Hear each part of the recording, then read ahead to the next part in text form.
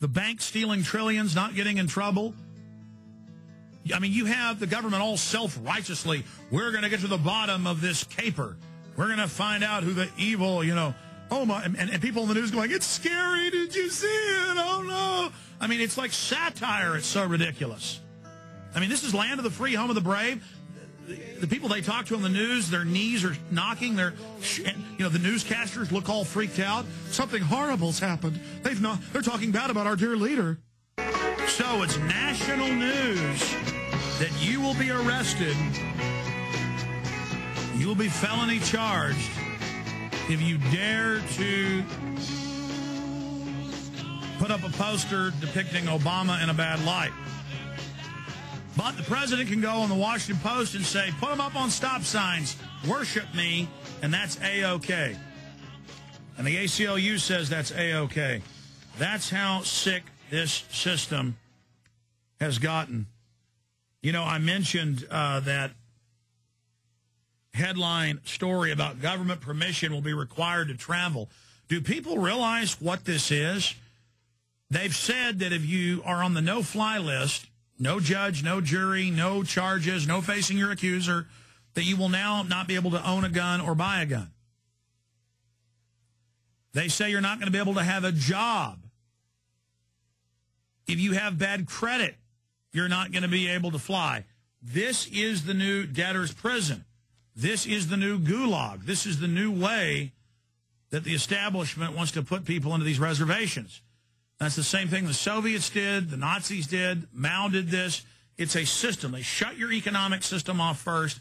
They destroy you economically. It's like when the feds raid you and want to take you to court but don't really have a case. They freeze all your accounts and grab all your equipment so you don't have any money to defend yourself. That's what they're doing to society. And then, like I said yesterday, I was talking to Jesse Ventura. He said, yeah, I wonder if I'm going to get on a no-fly list, for doing this TV show. And he said, well, I guess it's just something you got to do. But there's that thought.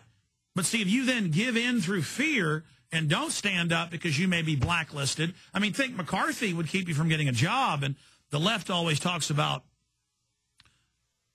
that all day. But this is bipartisan. This is Homeland Security engaged in blacklisting from flying, from living, from having a job, from owning a gun.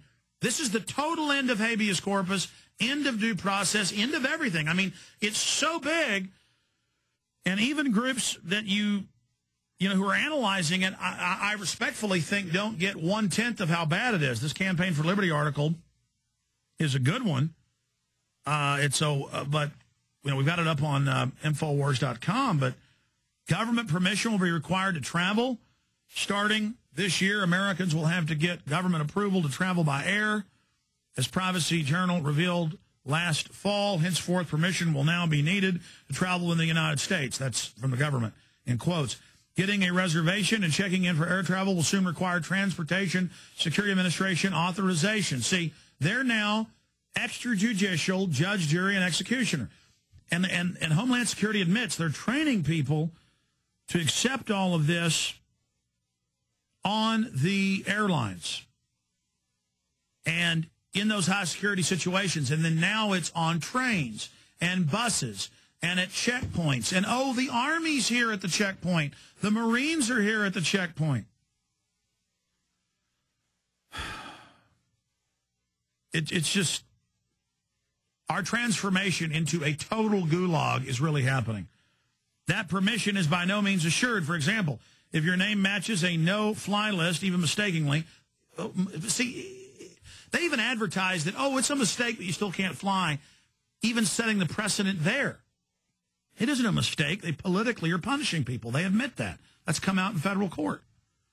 We have to say no to this. The permission is by no means assured. For example, if your name matches a no-fly list, even mistakenly, you can be denied the right to reserve a seat on a flight.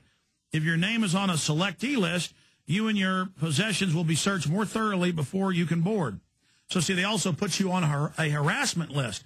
And now a lot of police departments are dialing in to these different private databases, more sophisticated than Google, kind of like a LexisNexis Reuters search. And they know everything about you. And they have the face scanning cameras and the license plate cameras. And then the feds are now coming in, setting up these fusion centers, which really federalize and then teach the police how to use all these tools.